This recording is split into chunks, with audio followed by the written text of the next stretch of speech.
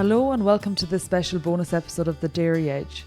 Teagasc are running a weekly Let's Talk Dairy webinar series, which is also being made available as a podcast.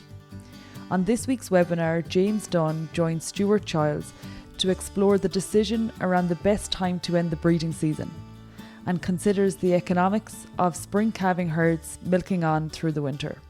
Okay, good morning everyone and welcome to this week's Let's Talk Dairy. So we're off I took a break myself there now for the last 2 weeks, so back to the grindstone this week now. So it might seem like a strange topic that we're covering today in terms of the economics of late calving cows, but James will be talking about it now in particular, so I'm not going to steal any of his lines basically, but we are at a point now where we can eliminate some of the late calvers that we're going to be talking about. Obviously there's a proportion of them that we won't be able to eliminate.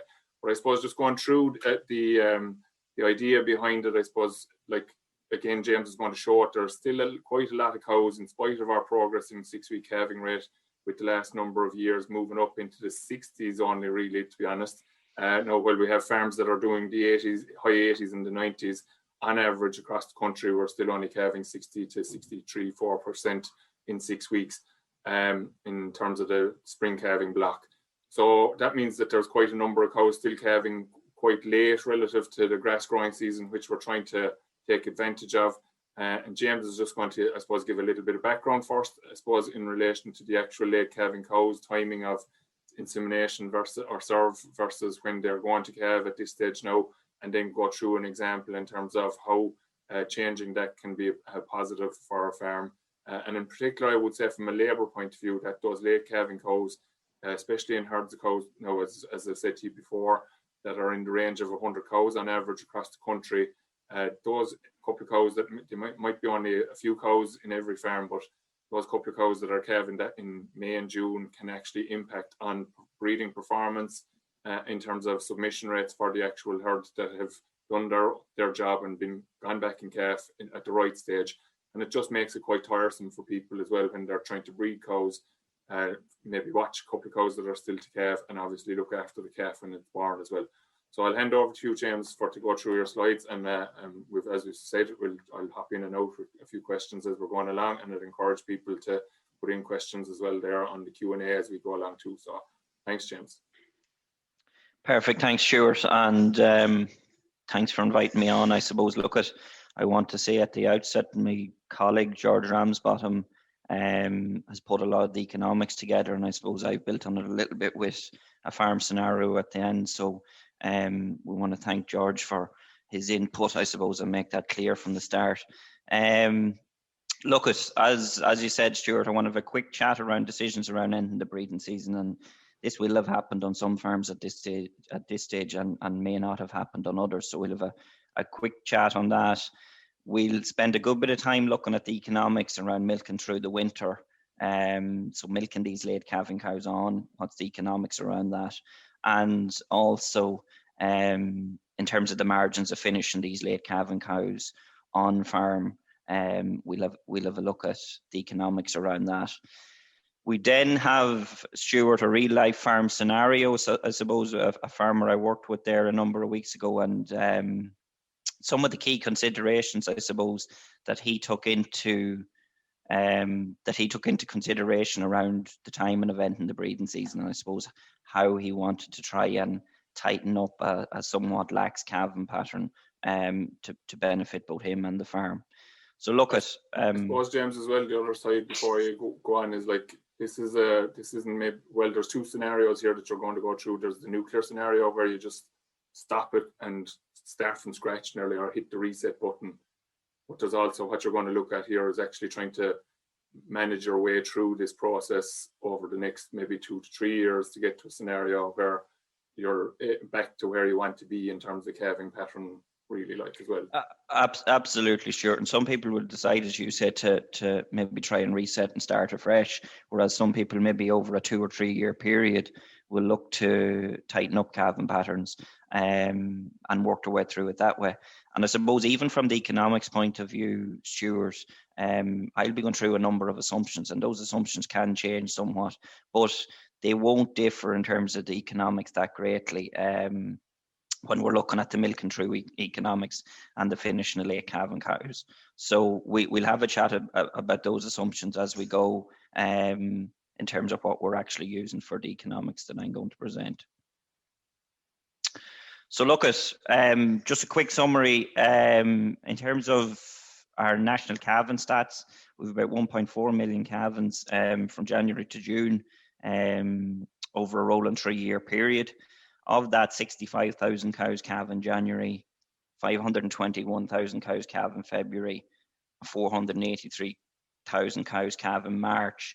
But I suppose the group of cows, Stuart, that we're going to talk about today really is that kind of the group from April till June. You made the point, we are making progress, albeit maybe somewhat slower than we'd like it to be, with 25% of our cows nationally calving from April to June. So 1 in 4 cows, I suppose, in the national average herd is calving sometime between April and June. So look at just a quick recap, and for some of these dates at the top of this table, the ship has sailed as such, but I think it's no harm to actually recap. If we actually look at breeding date and assume a gestation length of 285 days, where is our expected calving date? So I suppose for farms that want to be finished up calving by the end of April, first day of May, you're looking at the 20th of July. So bull come out a month ago. And we can work our way down through that. I suppose, Stuart, one date that is coming up is tomorrow's the 20th of August. Anyone that pulls the bull tomorrow, I suppose, will ensure that there's no June calvers on the farm next June 2022. So that is one of the dates that's still achievable, I suppose. And when we do actually look, as I said, nearly 50,000 cows calve in June around the country. So bull can come out tomorrow, and it'll mean that we will have no June calvers next year. So to get into a little bit of the economics, and when we actually look at it, if we look at a group of cows that can deliver 6,500 litres or 500 kilos of milk solids, and we look at them on per month of calving, the arrow here you can see coming down in mid-February, I suppose, is a typical turnout date. And Stuart, you mentioned it in terms of what we're actually trying to achieve is to produce as much of that lactation off grazed grass and lower levels of concentrate input as possible. And I suppose if we put in a typical dry-off date there of mid-December, we can see that February calf cow can produce her full lactation, 305-day lactation, or 6,500 litres or 500 kilos of milk solids within that period. And if we look to the right of the table in terms of a feed and forage cost on a per cow basis, it works out at €608. And we look at the breakdown of that on the next slide. But that February calf cow, we know, has the cheapest feed cost out of all our counterparts on that table. If we work our way down through the table then and actually look at from what can we actually produce between that mid-February to mid-December period. So our March calf cow, with the potential, as I said, to deliver 6,500 litres, will deliver just over 6,000 litres. Our April calf cow, 5,600 litres. Our May calf cow, just over 5,200 litres. And our June calver, which I spoke about on the last slide, will deliver 4,700 litres of our 6,500 litre potential in our 305 day. So I suppose, Stuart, what it means is that there's a larger proportion of their milk being produced from the 15th of December on over that winter period. Yeah, so just to point out, James, I suppose that the 6,013 there for the March calver plus the 488, which is over here by March, is going to bring it up to the 6,500. And all of these numbers, when they're put together, are equivalent to the January calver, we'll say. But they're all producing 6,500, but it's just when they're producing it is what is the difference, basically. Absolutely, Stuart. And I suppose, of course, then as well with your June calver there or your May calver, where your drop down line is coming for December, they obviously have a lot less milk supplied if they're dried off at that stage in particular. Exactly. You have an extra 1,268 litres to produce over that winter period for your May calver, and nearly 1,800 litres for that June calver that has to be produced from the 15th of December onwards. So when we actually look at the feed cost then, Stuart, as a result, we can see, and we'll see on the next slide, the level of grazed grass in the diet, the total level consumed is reduced. So the level of concentrate and silage increases. So we can see our February calf cow there. And it's worth pointing out, that's a very good cost of production at 608 euros from a feed cost point of view. But that increases from 608 to 647 for our March calver, to 674 for our April, 734 for our May, and up until 753 euros for our June. So there's 145 euros of an additional feed cost from your February to June calver.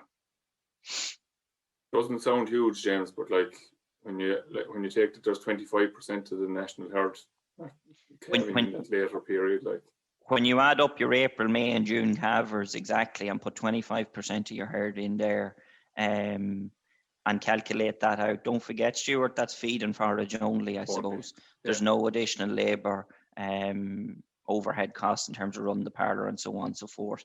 So that's additional feed only. But you're right, 25% of the herd, when we actually look at 25% of the herd in here, it mightn't seem a lot on an individual cow basis, but it adds up when we multiply it across at herd level. Just have a quick look in terms of where those figures actually come from. And if we look at that February calf cow, you pointed out, Stuart, we're wanting to calve her down to grass. We want to consume as much grass as we can. And there, that February calf cow is consuming just in or around 4 tonne of grazed grass, just over a tonne of silage, 1,029 kilos, and a concentrate input level of 525 kilos. And that's what gives us that 608 euros of a total feed and forage costs. When we work our way down in terms of the grass column, you can actually see that obviously that the level of grazed grass consumed is reducing to just over 3.5 tonne for a March calver, and it tails off to right down to just over 2.5 tonne for the June calver. So there's 1.5 tonne of potential grazed grass there that isn't being consumed by that June calver. So you can actually see that in terms of the silage consumed, it doubles, Stuart, from the February calver. It goes from just over 1 tonne of silage consumed to just over 2 tonne of silage consumed. There's an extra 340 kilos of additional concentrate in there as well. And I suppose that's where that 145 euros of an additional feed charge comes from. It's worth mentioning, I suppose, the January calver as well, because they're spending the first 30 days, Stuart, of their lactation inside. So there is an additional silage demand and also additional concentrate demand, which is pushing that feed cost up by the best part of 53 or 4 euros compared to their February counterpart that goes to grass. There's the question in there now, James, as well, and I suppose it's a very valid point, because even with the meal figures that we're using there for this assumption, they're probably better than, or they're definitely better than the national average, because we're probably 750 to 800 on average. But if the silage quality is in the mid-60s DMD compared to mid-70s, how does that affect the extra cost of milking through? Absolutely, and what we see on those farms, Stuart, is that rather than, we've worked off 5 kilos a meal for every extra day in milk, but where we see is that there's actually additional feeds going in, let it be maybe more concentrate or some other forms of additional forages, to try and ensure that lactation, I suppose, potential is met. Yeah. So the feed costs will work further. As I said, this is a very, very good level. The base is a very good cost of production level. So this will be much greater on some farms where forage quality is below optimal. So look at, to put it in a herd context as such, and if we use the national calving profile for a 100 cow herd, 5% of the cows calve in January, 36% in February, 34% in March, 14% in April, 8% in May, and 3% in June. The ship has sailed as such, Stuart, for the 20th of July, in terms of to avoid these next year. But as I say, tomorrow is D-Day as such for the June calvers. If we don't want them, we need to finish the breeding season tomorrow. I suppose, James, just before you go on there, it's a critical point in that sense, in that we were discussing it before we came on air there, like that the reality is, if cows go in calf on a farm, the vast majority of farmers do not sell them, in spite of maybe intending to sell them. When it actually comes to the, as you call it, we'll say if you take a D-Day next spring and they decide that they're going to get rid of these June calvers, the proportion of people that actually do that isn't huge. So if you're not in the habit of selling those late calvers, and you find that you'll fall into that scenario every year, don't put them in calf, or otherwise you're going to stay in the exact same position that you're in. Could be just telling you, Stuart, that they're going to sell them, because it shuts the conversation down right away, I suppose. Whether they're sold or not is a different story. As you say, often they're not sold on farms. Look, there's a lot of talk about adding value to cull cows, and they'll be more in calf. And I suppose when we look at the economics going forward here, Stuart, how you cull cows, I suppose, from our point of view, doesn't really matter, and people will cull cows different ways, and we look at adding value maybe to these cull cows. But the important thing is that the cow is culled, and that the repeat situation doesn't happen over and over. It's really breaking that cycle, I suppose, is the important point. The one thing I will say is, if everybody decides to put the May and June calvers in calf and cash in on them, there's probably a bit of a niche market there. And niche markets are only niche markets when they're undersubscribed. Yeah. So I think, look, at that's an important point to note. And again, just before you move on there now, James, you're ideally positioned to answer this question now, because Tony McCrossan is asking for people in the extreme northwest. You wouldn't have many days at grass in January and February. So would you care to comment in that sense? Yep. Look, I'm based in Ballyhaise. Stuart's based in Moore Park, so we our spring turnout dates differ slightly. And look, there's been a lot of work done on that.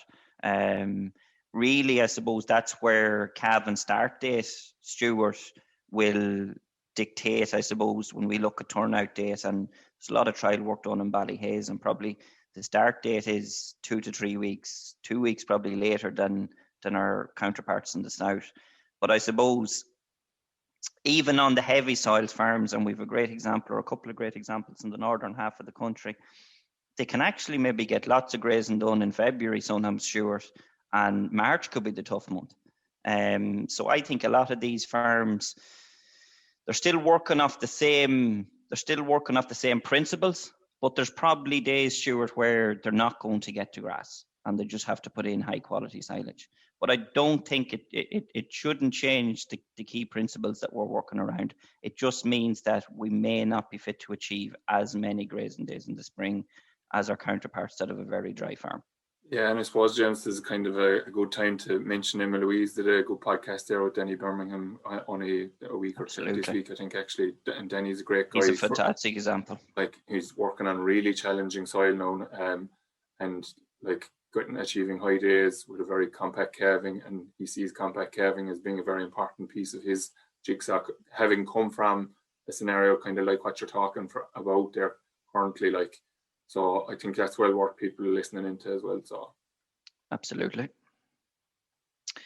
So look, if we actually look at these cows and possibly adding value, or what is the margin in terms of milking these cows on?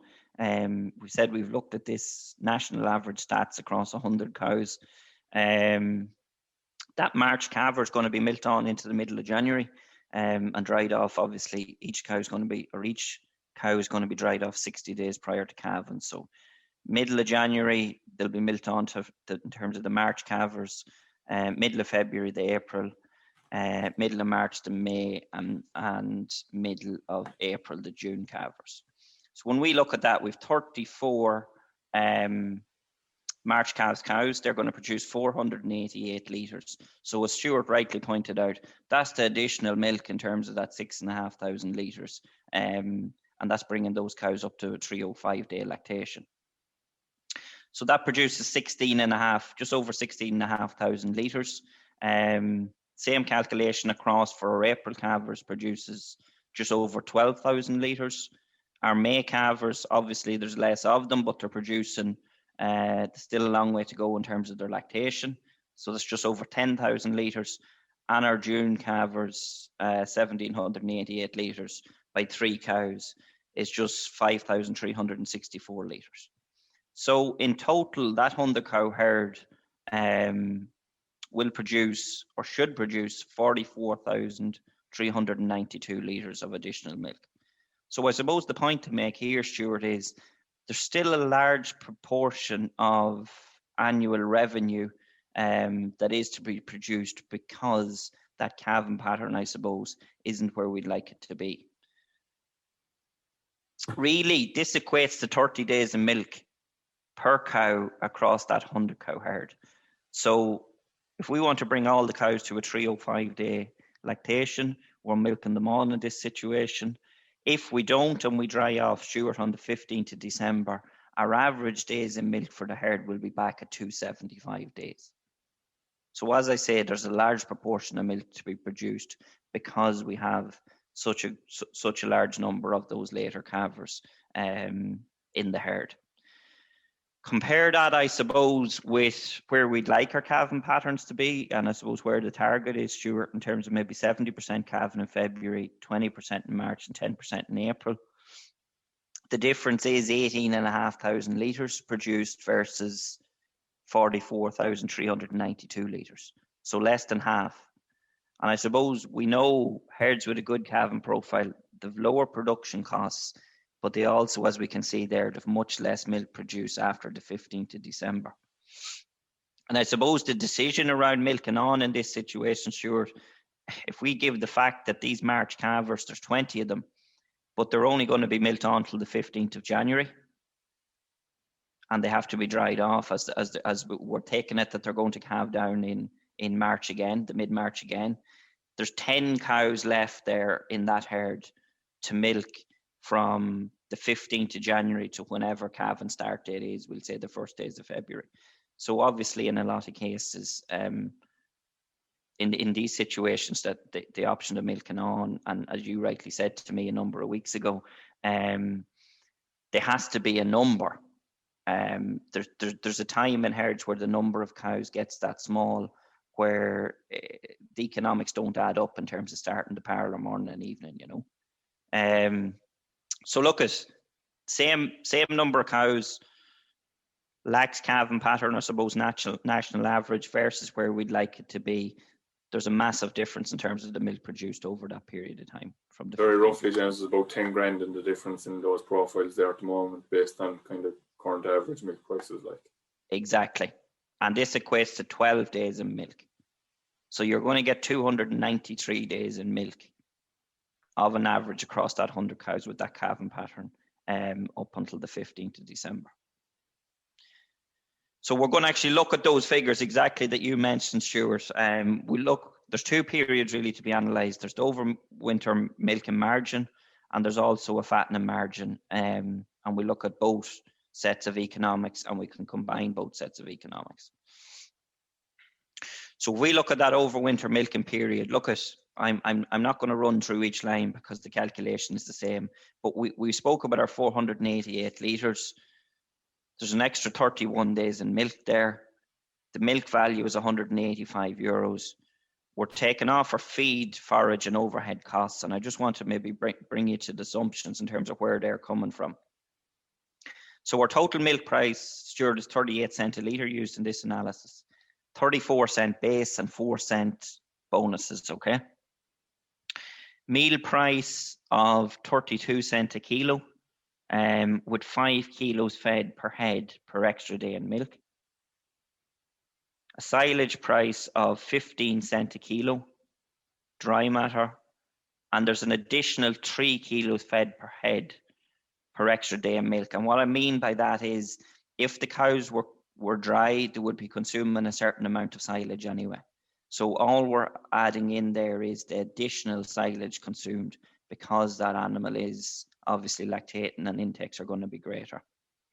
And then there's an overhead cost of 50 cent per cow per day in terms of the running of the parlour.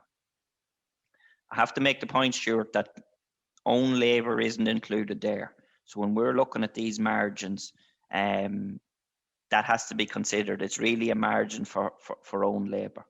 Another point to make, I suppose, is for each additional day in milk, and those figures, it's €2.55 of feed, forage and overhead costs. Okay. So we can see as we work across there, the margin for that March calf cow is €106. The April calf cow is €176. The May calf cow is €252. And the June calf cow is €371. Okay. Obviously, it's increasing fairly dramatically given the amount and proportion of milk and the days extra in milk as we work our way down through the table. So what does it actually mean for that 100 cow herd that we actually looked at? We can see our 44,000 litres, or just over 44,000 litres that we spoke about is produced here. We're using the 38 cent a litre price assumption that we're working off, which equates to €16,859 in additional milk revenue. The feed, forage and overhead costs, as I stated on the previous slide, are €2.55 a day for each additional day per cow, and that works out at €7,665. So when we look at the margin, Stuart, in terms of milking on in that herd for a 100 cow herd, it's €9,194 or €91 a cow across the full herd. So you're looking at the best part of €100 per cow across the full 100 cows. Compare that then to where we'd like our calving pattern to be, I suppose. We spoke about the 18,500 litres. Extra milk sales there work into just over 7,000, with the feed and forage and overhead costs working into just over €3,000. And that leaves a margin of €3,883 or €38 a cow across the full 100 cows. I suppose I suppose I'd make the argument there, James, then as well, like in the vast majority of cases, that's really only going to be that 2,128 from the March calvers, because those April calvers are going to be dried off at the same time. Absolutely. In the majority of cases.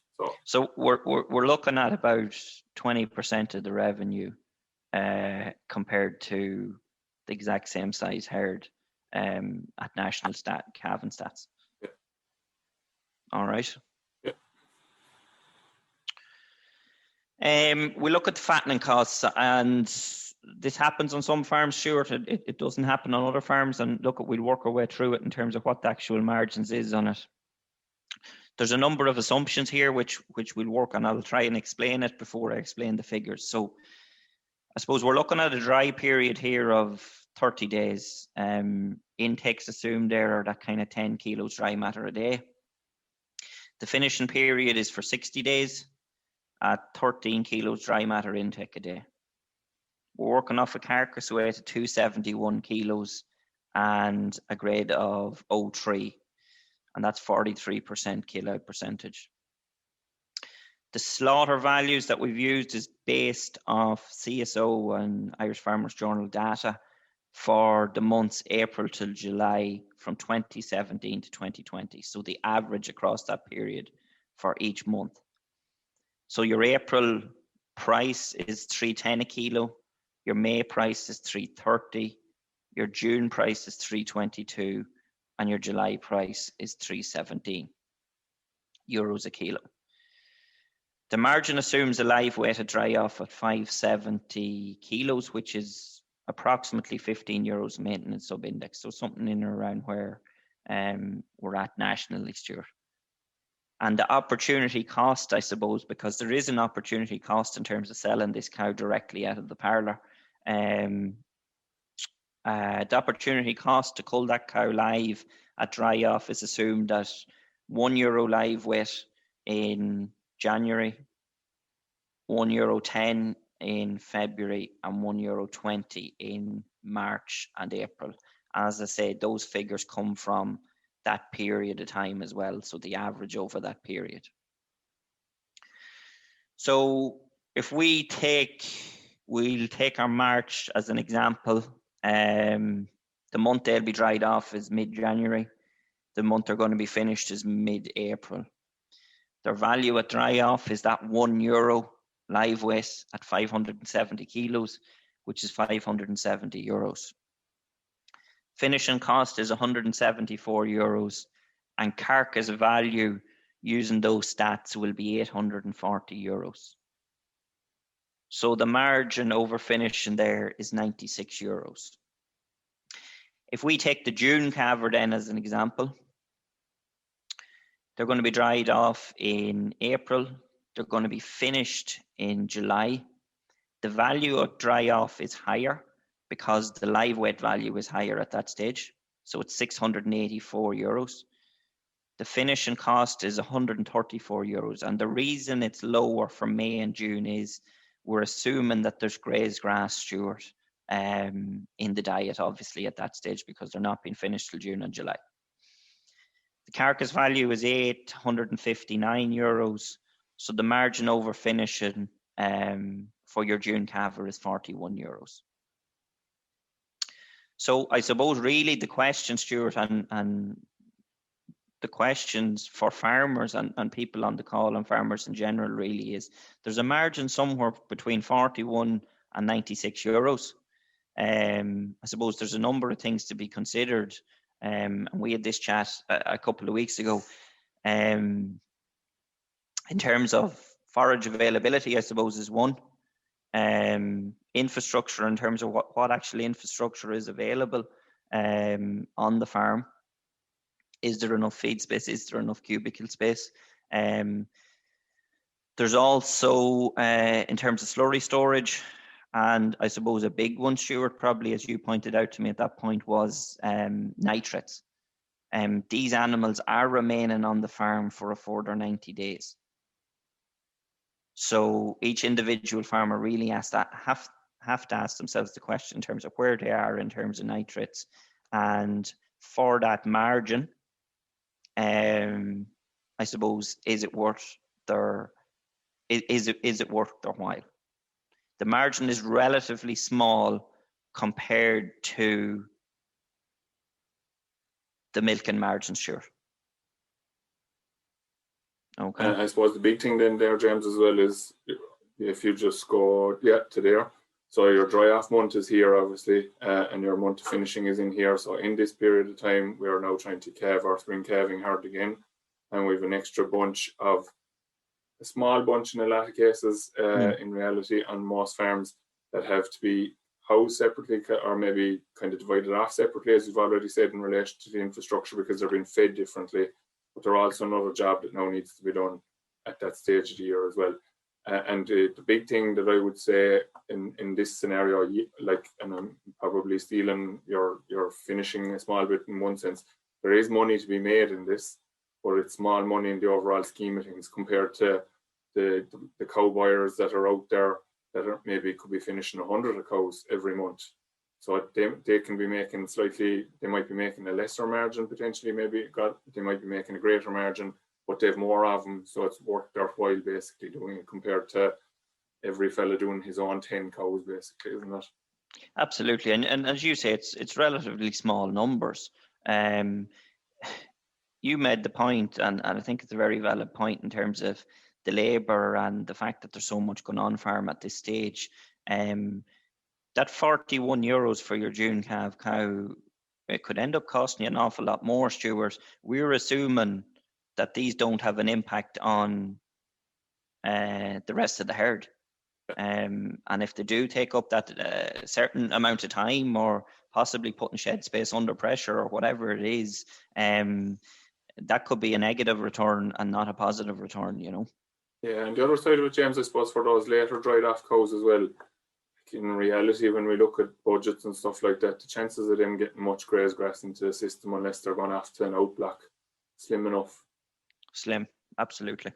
Absolutely. I suppose where we see those being kept probably is where there's additional outblocks and maybe not being utilised. But I suppose we have to point out the margin is relatively small. And when you total it up, because the numbers are small, it doesn't work into a lot of money. Yeah. Whereas we can add a lot of value, Stuart, to these late calf cows by actually milking them on.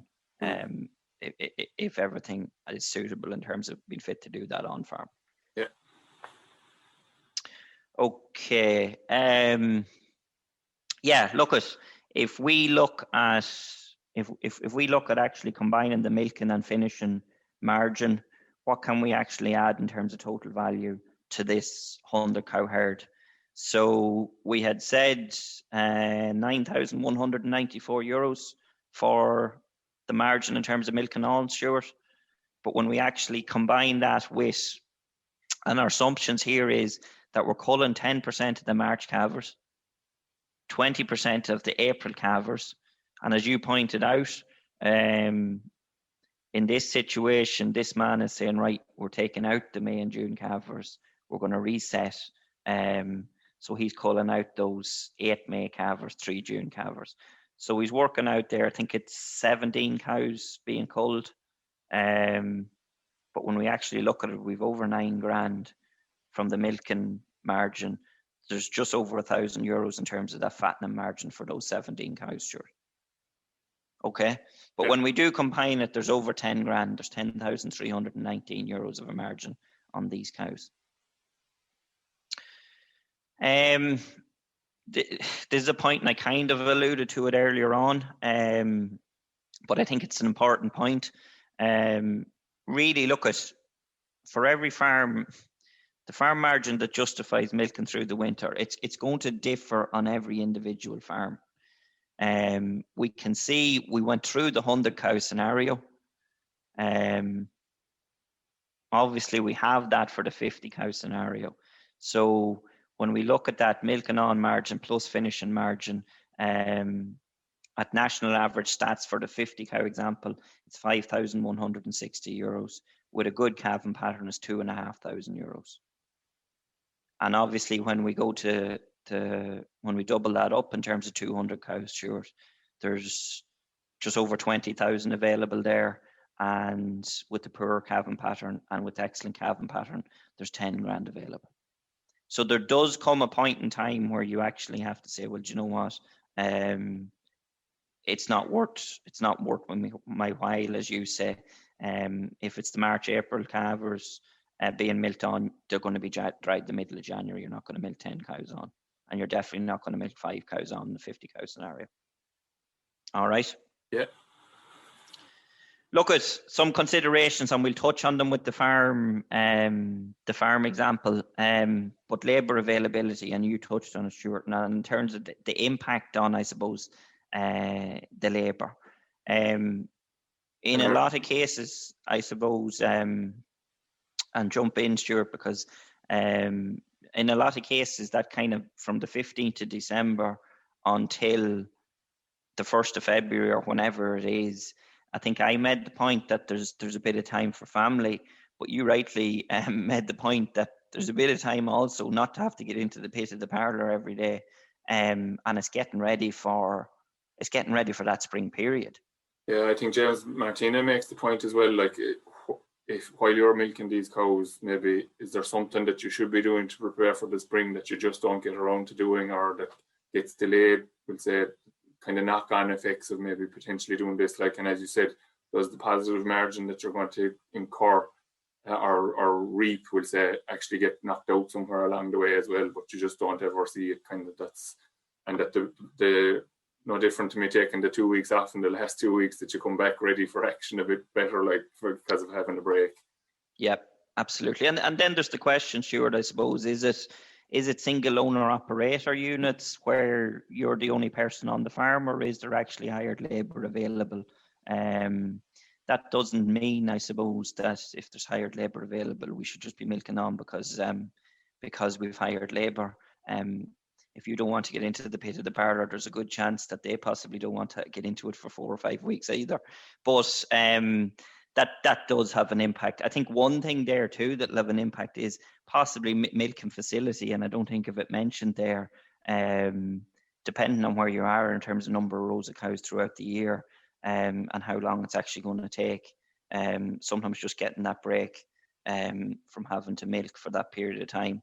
And even the layout of a yard, James, as well. Like, I mean, we even see it there with some of the spring calving herds, we'll say, where they're maybe trying to divide cows into different sheds and so forth and crossing yards. And with all the potential raft of changes in legislation that could be coming around trying to keep places clean and diverting water and so forth and not collecting this, it may just not be worth the hassle at all to be doing this. If you're crossing the yard, if it's all under one roof, it can be quite convenient in a lot of cases in some of the newer units that have been built. But if there's a lot of effort required to do this, you'd have to wonder, is it worth people's while?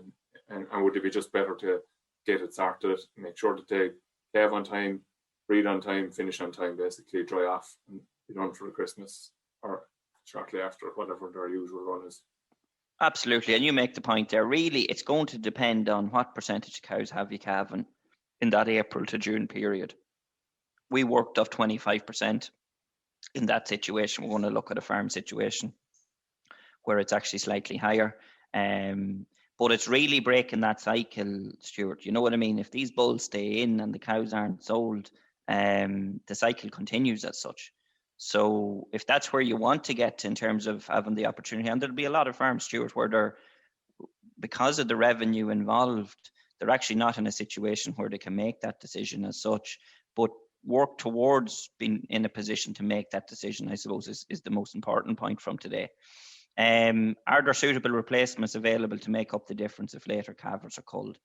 I think often this is actually maybe an excuse, Stuart, on farm, where there's not enough available. I suppose there's a question then around, is it a closed herd? Isn't, whether it's closed herd or whether it isn't, there's lots of good stock available out there in terms of February, March, early March calving heifers that are available. I think if farmers want to make the move here, when we actually look at the economics, it makes sense to definitely look at those May, June calvers and replace them with a February calved heifer. Herd size we've mentioned. I'm not going to dwell on that again. There is a critical number in terms of how many you milk over the winter.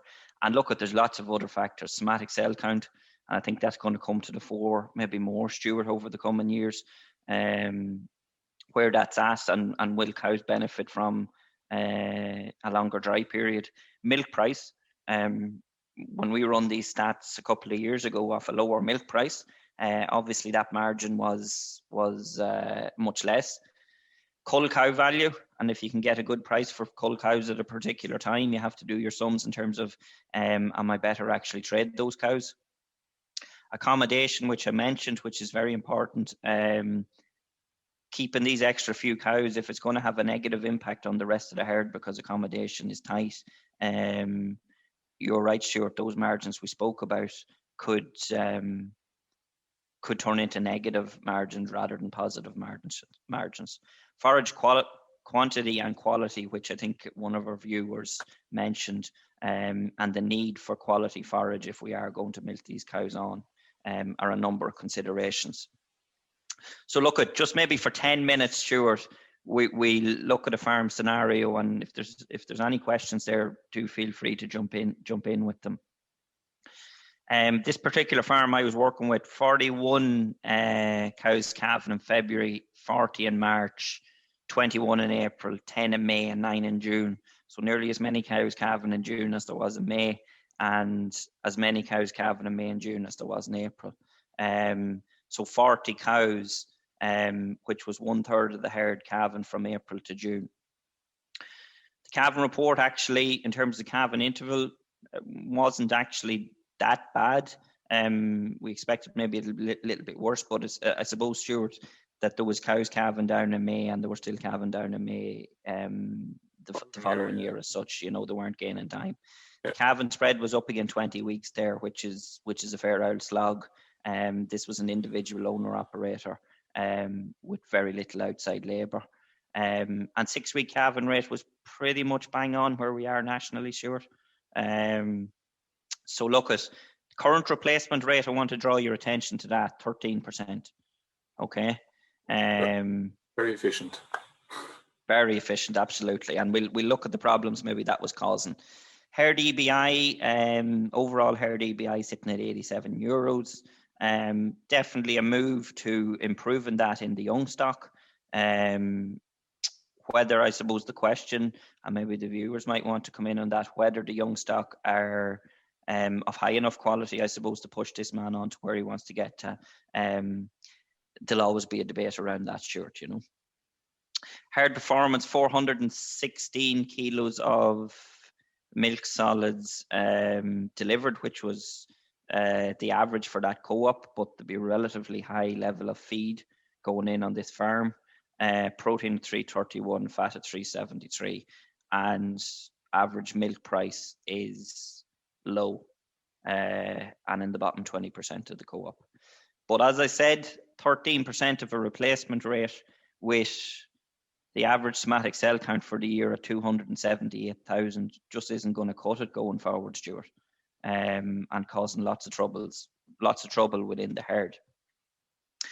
So I suppose, look, at this is something, Stuart, that we've devised and I've kind of worked through with the farmer as such. It's an on-farm assessment, really, and to work our way through it, look at we're working with some of the details of the calving report. How many weeks was that farmer actually calving for? So the 19 weeks and 2 days. And the number of cows, I suppose, and that's the point. We have to actually look at how many cows are in that April to June period.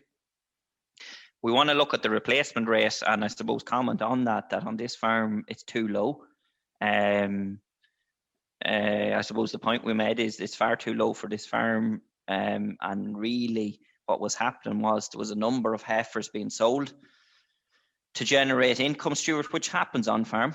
They're valuable animals. They were being sold and there was May, June calf cows being held on to allow that to happen. But obviously somatic cell count is suffering as a result also. You have to assess at farm level then how many replacements have you and can you actually afford, as I said, can you actually afford to cull out these May, June calf cows? And in this situation, this man has plenty of stock this year, so he can if he doesn't sell the heifers. We looked at the genetics and I suppose there's a question then around are the heifers of good enough quality? And that question has to be answered by the farmer and I suppose also whoever's working with the farmer.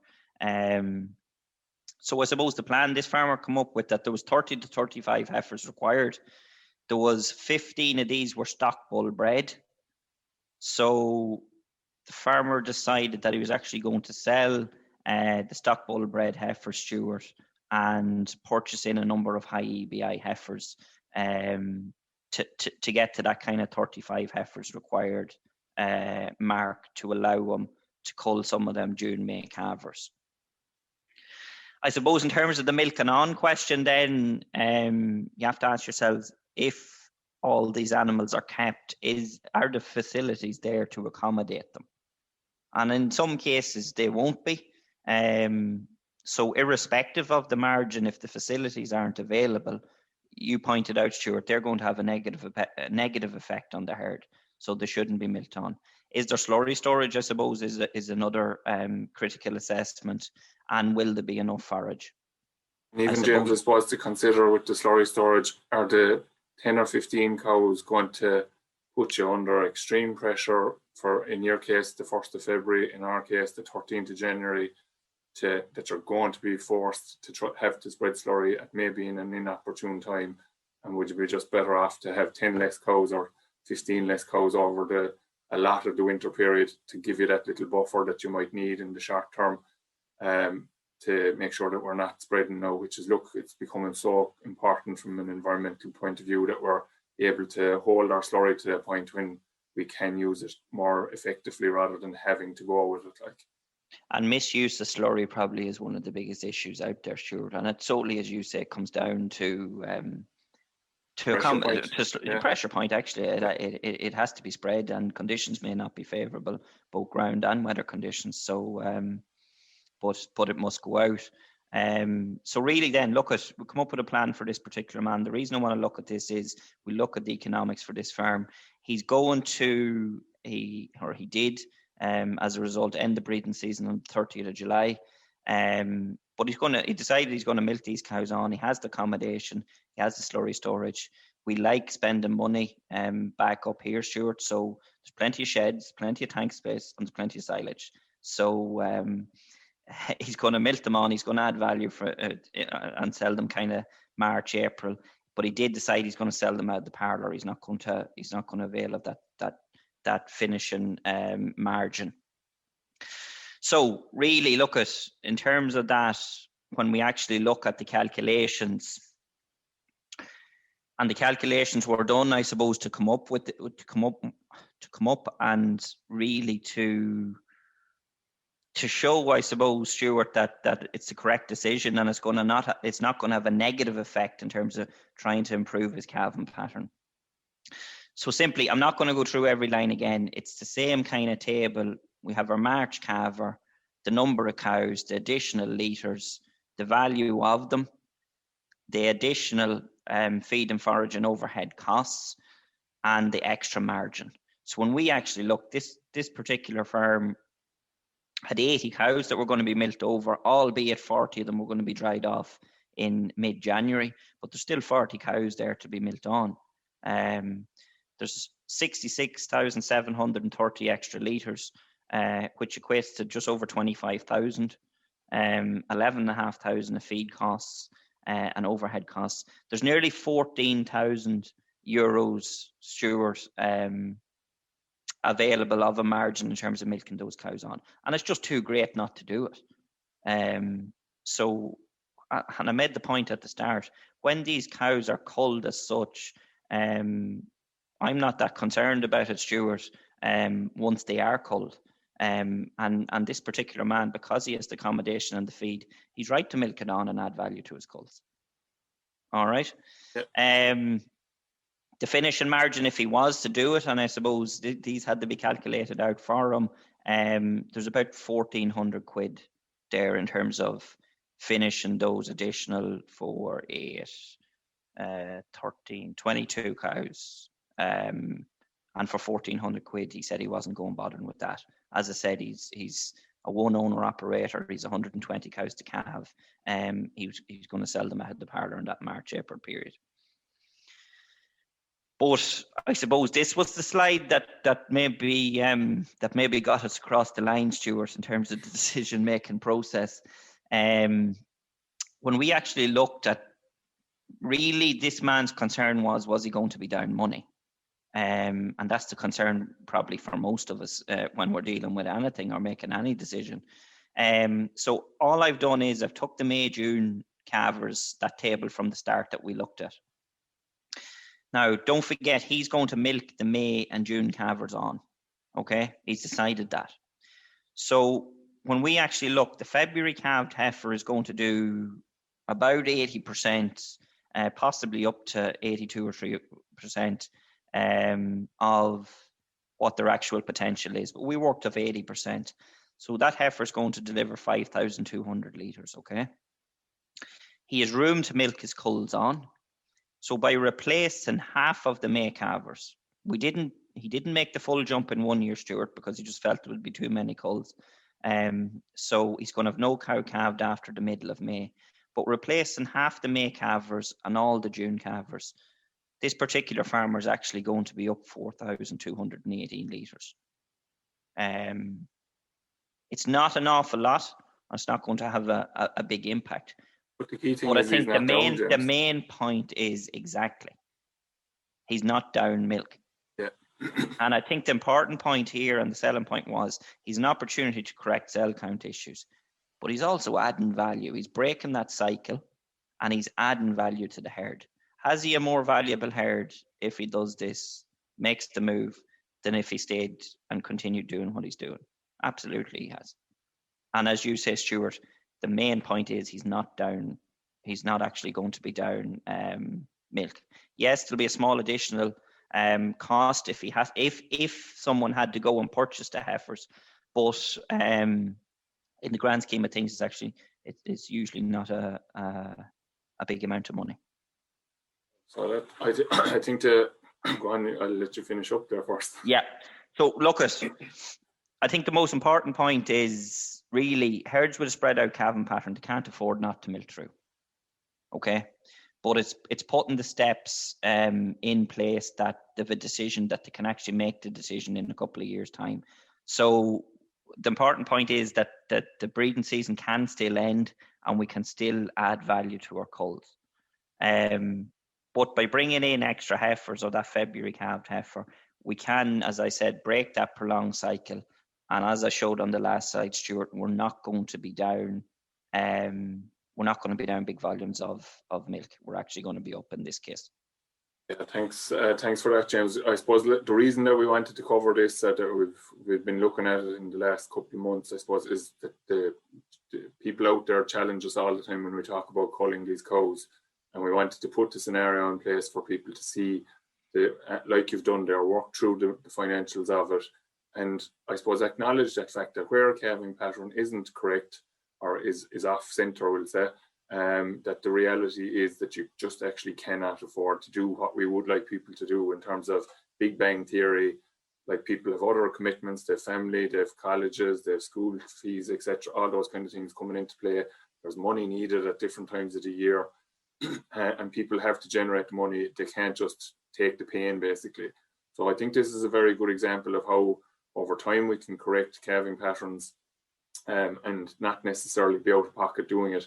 But the key point, as you said, is that you have to stop the cycle. You have to break the cycle of, if you can't have the May and June calvers again next year, unless you're actually going to dispose of them, basically. So to avoid, and look at Stuart, in some cases, it's a matter of chipping away. It's pulling 2 weeks off the breeding season every year, or if it's very extended, maybe 3 weeks and 2 weeks. It chip away at it, as you say. You can do it over a 2 or 3 year period, and then at least you have a decision to make in terms of that overwinter milking and so on and so forth, you know. Yeah, and I suppose the other thing then again, James, coming back to the impact of, we'll say, the drift on the whole farming system. The number of guys that I've encountered down this side of the country that have maybe a week off, maybe between finishing calving and breeding. Now, they're still feeding calves and so forth, obviously, but they're just not watching cows to calve or checking on any cows to calve, albeit only maybe 1 or 2 anyway, in that week before they start breeding. Their breeding season is impacted in 2 senses. They have cows calved and ready to be bred in the vast majority of cases, but they're tuned in the day that breeding start date comes, whatever that date is for given particular geography and so forth. People start at different times, but they're ready to hit the ground running. They're re-energized, basically, because they're not trying to keep thinking of feeding the bit of pre-calve to the one that's still left to be calved, or the couple of cows that are left to be calved. So if you multiply that up with May and June calvers, there's a whole lot going on in people's heads, and it just means that they're not focused on the job at hand then potentially when they should be. So that's there's positive impacts that you can almost not put a financial benefit on, because it's very hard to quantify. Yeah, absolutely. So there's one very good point again by Tony McCrossan there. So, and I think we probably didn't highlight it actually, James, on the example that you showed there. But should that farmer not also get rid of the stock bull and only use high EBI sires for the future? And I think that's probably something that you did do with him. That's in place, absolutely. He when the breeding season, that was one condition. When the breeding season ended, he went to the mart. So because if they don't leave the farm, they're inclined to be used. So absolutely. And look, there's one final point, Stuart, and I didn't mention it, I suppose. It's a little bit of a chicken and an egg scenario in the fact that which comes first, getting rid of the late calvers and the high 6-week calving rate. We'll never achieve, and you could see that, man, you never achieve high enough submission rates to increase their 6-week calving rate unless those May and June calf cows are sorted out, as you say, because they're just not going to breed in that early breeding season period, you know. And then just one final question. I've left this one hanging here. Hopefully John is still listening. But John Custon was asking, would it be more economical to start calving in mid-January to avoid the April-May calvers then? If we go on a farm, Stuart, and we're in a situation where a farm is actually calving in mid-January, I would sort out the May-June calvers before I would ask them to move calving date. But if we're in a situation where we have, and we work towards compacting that we've no more May-June calvers, we know the economics, we've seen it, we shouldn't really be starting to calve before that kind of end of January, early February. Start a calving. Very good. So thanks again, James, for coming on. It's a very comprehensive piece of work that yourself and George have done there in relation to that. So, and as I said, I think it's been good to work through that from the point of view that we're often, I suppose, blamed or given out to that we talk about culling these cows, and then we're like you're kind of ignoring that the elephant in the room about the volume and the sum of money that's associated with, or the revenue that's generating for that farm. And it's very easy for us to come in and say, oh, get rid of them. But when you actually put the sums behind it and show what impact it can have on a farm, to just take them out like that, you just have to be able to come up with an alternative option. And your alternative option is that you work your process through over the next 2 or 3 years to get to where you want to, but it's not going to cost you a fortune in the meantime. So thanks, James, for coming on. I suppose just 3 announcements that I want to make. I suppose John Moriarty, who's a colleague of mine here and covers the Nefertiti project, is running a competition there, which is This is Dairying photo competition. What do you love about dairy farming? Just to remind people that that's there if you're interested in entering. And the second thing that I want to announce is that a week's notice, I suppose, for you, Munster Bovine are going to run a webinar this night week, so next Thursday night, and I'll remind you of it again next week. And they're going to cover the new milk performance recording reports, which is a lifetime report, because they've gotten a lot of feedback in the last couple of months that it's not being actually actively used, I suppose, on the ground, or people aren't very aware of it and aren't maybe kind of getting the information that they should be getting out of it, which was why they were developed in the first place. So just a reminder of that. Dennis Howard, Doreen Card, and Tommy DeVate is going to be chairing it, and our own Joe Patton, who actually put the economic figures behind the figures that have been used in those lifetime reports, will also be involved in it on the night. So just to remind people of that. So if you just look it up, I'd say it's being advertised on Facebook and Twitter there at the moment by Munster Bovine, and you should be able to find a link to join it there. And then just to say that I'll be back again next week. I'm just in the process of trying to confirm a speaker for next week. So there's just a kind of a little glitch came in terms of the plan, but we're hoping to be covering a piece of biodiversity work in advance of the hedge cutting season coming about. So just to remind a lot of people about their obligations under derogation, and also the importance of trying to enhance biodiversity at farm level. So we look forward to hopefully having that going in some form next week. So we'll be back at 10 next Thursday, and we'll talk to you then. And in the meantime, take care, and everybody be safe. Okay, so thanks again, James. That's all for this week's Let's Talk Dairy webinar series. And don't forget to look out for more bonus episodes each week. I'll be back with our usual Dairy Edge interview on Monday, so do listen in then. I'm Emma Louise Coffey, and thanks for listening.